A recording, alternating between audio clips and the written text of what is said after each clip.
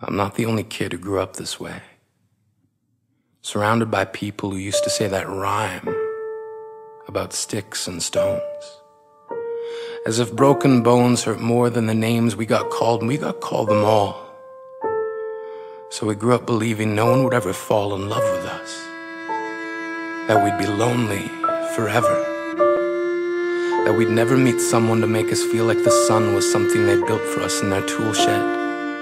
So broken heartstrings bled the blues as we tried to empty ourselves so we would feel nothing. Don't tell me that hurts less than a broken bone.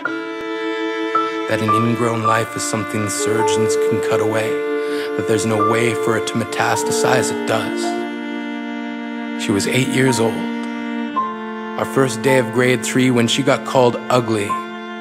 We both got moved to the back of class so we would stop getting bombarded by spitballs. But the school halls were a battleground where we found ourselves outnumbered day after wretched day. We used to stay inside for recess because outside was worse. Outside we'd have to rehearse running away or learn to stay still like statues, giving no clues that we were there in grade 5. They taped a sign to the front of her desk that read, "Beware of dog." To this day, despite a loving husband, she doesn't think she's beautiful because of a birthmark that takes up a little less than half her face. Kids used to say she looks like a wrong answer that someone tried to erase but couldn't quite get the job done.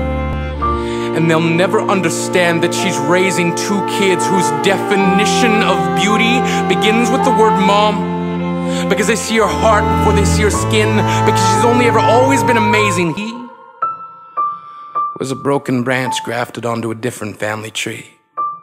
Adopted. Not because his parents opted for a different destiny.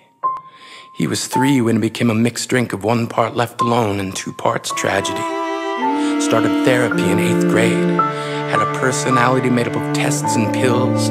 Lived like the uphills were mountains and the downhills were cliffs. 4/5 suicidal, a tidal wave of antidepressants, and an adolescence being called pauper. 1 part because of the pills, 99 parts because of the cruelty. He tried to kill himself in grade 10 when a kid who could still go home to mom and dad had the audacity to tell him, "Get over it." As if depression is something that can be remedied by any of the contents found in a first aid kit. To this day, he is a stick of TNT lit from both ends. Could describe to in detail the way the sky bends in the moments before it's about to fall. And despite an army of friends who all call him an inspiration, he remains a conversation piece between people who can't understand. Sometimes being drug-free has less to do with addiction and more to do with sanity. We weren't the only kids who grew up this way. To this day, kids are still being called names. The classics were, "Hey stupid," "Hey spaz." Seems like every school has an arsenal of names getting updated every year.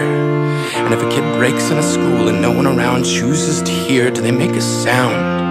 Or they're just background noise from a soundtrack stuck on repeat when people say things like kids can be cruel? Every school was a big top circus tent, and the pecking order went from acrobats to lion tamers, from clowns to carnies. All of these miles ahead of who we were freaks. Lobster claw boys and bearded ladies. Oddities juggling depression and loneliness, playing solitaire, spin the bottle, trying to kiss the wounded parts of ourselves and heal. But at night, while the others slept, we kept walking the tightrope. It was practice, and yes, some of us fell. But I want to tell them that all of this is just debris left over when we finally decide to smash all the things we thought we used to be. And if you can't see anything beautiful about yourself, get a better mirror. Look a little closer. Stare a little longer. Because there's something inside you that made you keep trying despite everyone who told you to quit. You built a cast around your broken heart and signed it yourself. You signed it. They were wrong. Because maybe you didn't belong to a group or a clique. Maybe they decided to pick you last for basketball or everything. Maybe you used to bring bruises and broken teeth to show and tell but never told. Because how can you hold your ground if everyone around you wants to bury you beneath it?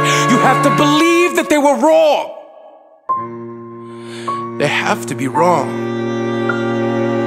Why else would we still be here? We grew up learning to cheer on the underdog because we see ourselves in them. We stay stem from a root planted in the belief that we are not what we were called. We are not abandoned cars stalled out and sitting empty on some highway. And if in some way we are, don't worry. We only got out to walk and get gas. We are graduating members from the class of We Made It. Not the faded echoes of voices crying out names will never hurt me. Of course, they did. But our lives will only ever always continue to be a balancing act that has less to do with pain and more to do with beauty.